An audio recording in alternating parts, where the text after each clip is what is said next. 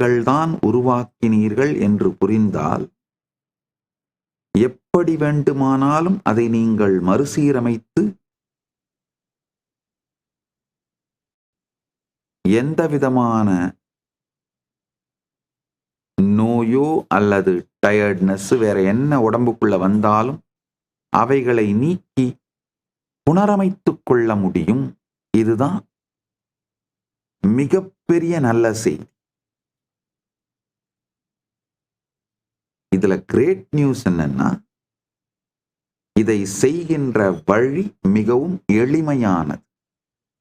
அதையும் இப்பயே சொல்றேன்.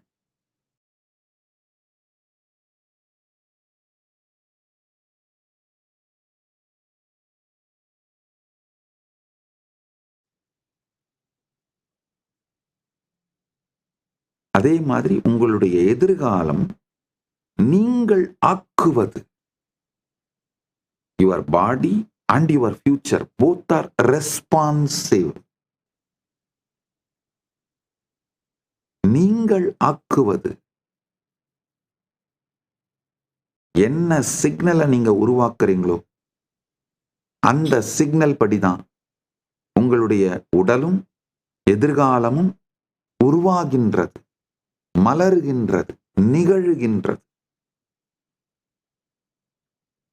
The mechanism of manifestation சொல்ற நல்லா புரிஞ்சுக்கோங்க.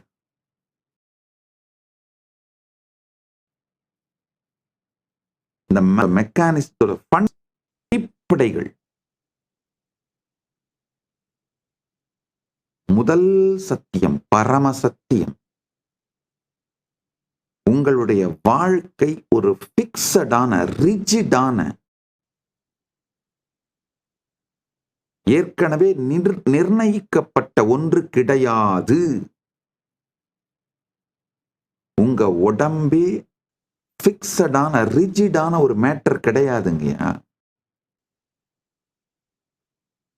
உங்க எதிர்காலமும் பிக்ஸடான ரிஜிடான ஒண்ணு கிடையாது. உங்களுடைய உள் வெளி சூழல்கள், உள்ளே நிலவும் சூழல், வெளியே நிலவும் சூழல் எல்லாமே லிக்விட், அதாவது திரவம் மாதிரி மாறக்கூடியது, ஓடிக்கொண்டிருப்பது.